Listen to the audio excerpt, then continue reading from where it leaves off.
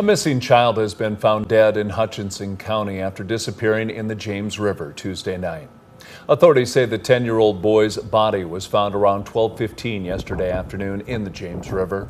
The child was last seen near the river and the Cheddar Hutterite colony Tuesday night. The Hutchinson County Sheriff says crews with an aquatic response team from Canada used special technology to recover the body. A Sioux Falls man is headed to federal prison following a conversation using Facebook Messenger.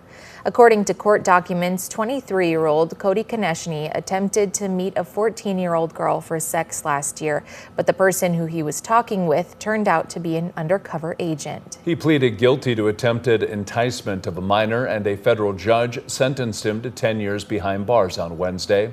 Konechny also has open cases in state court, including a child rape case in Aurora County. Authorities are investigating a crash that left a 22-year-old dead in Clay County on Wednesday. The Department of Public Safety says a Chevy Impala was traveling toward Vermilion just after 12:30 a.m. After just crossing over the Nebraska-South Dakota bridge, the driver lost control and entered the ditch where the vehicle vaulted over a field approach and rolled. The driver was not wearing a seatbelt. The South Dakota Highway Patrol is investigating the crash. Now let's check in with meteorologist Scott Munt. Warm and windy today, Scott. Yeah, we're looking at those temperatures in the 70s to near 80 degrees for highs. This will happen with mostly sunny skies. Now the winds will slowly pick up as we go through the morning again. From the northwest, wind gusts over 40 miles per hour. Now we do get a break from the wind starting tomorrow, and that may last throughout the weekend. Temperatures will cool a little for the weekend, and before we get there, there's a chance for showers, thunderstorms in parts of KELOLAND tomorrow. More details on your forecast with Brian coming up. Thank you, Scott. Well, after receiving a half an inch of rain in a half hour, Sioux Falls experienced flash flooding on Tuesday. This caused some buildings to take on water, so one local water restoration company suggests that you prepare your home for the next storm. Get your gutters cleaned out, put some kind of gutter cover on that'll accept water.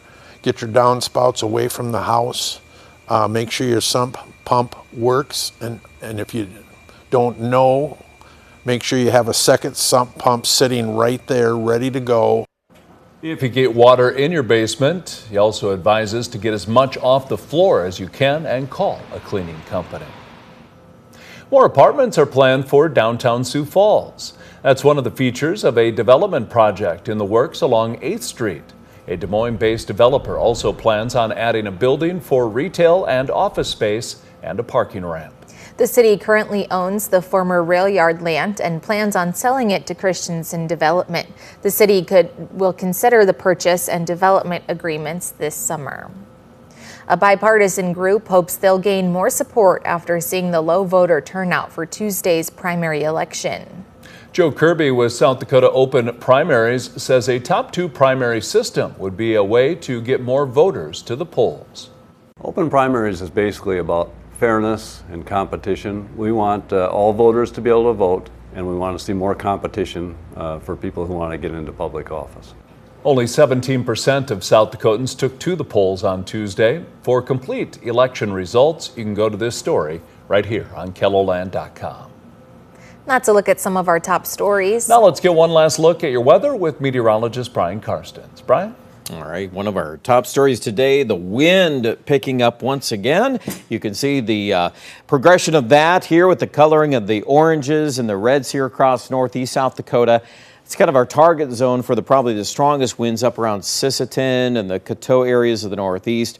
Sioux Falls, though, really pretty much like yesterday. We gusted to 43 in the afternoon, and I think we'll be back at that 40 to 45 mile an hour range yet this afternoon. This evening, the wind is probably strongest in the northeast, and then those numbers will go down tomorrow morning. Tomorrow's highs will likely still be in the 70s, but then we'll start to watch a little return out of the southeast on the wind, and that goes in conjunction with these shower and thunderstorm chances in the south central. And let's take a look at that here on our forecast. We're going to dig into some numbers here. 75 today for Sioux Falls. We're up to 80 in Chamberlain, 82 in Rapid City. Not as windy in Rapid. Overnight tonight, we're still mainly clear. We're going to be down in the upper 40s in Brookings and Watertown.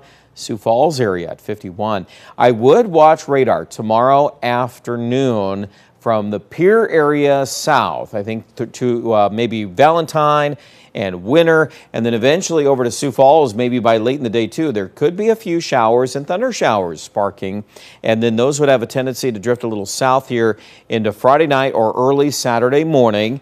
Saturday still recovering to 75, and then early next week we start off pretty comfortable in the low 70s, but we may pick up some rain chances there by Tuesday. It looks like a little more organized system will try to move in, and then the weather forecast after that will have a tendency to try to warm back up. But I still think the vast majority of the 7-day is at or below normal in Aberdeen. We'll hit some low 70s there by probably Sunday, Monday. Here in central South Dakota, a little dip on those numbers as well. But notice day 7. We've got some information still suggesting some pretty powerful heat knocking on our door just about here, isn't it, by Wednesday, Thursday. So keep watching the extended forecast.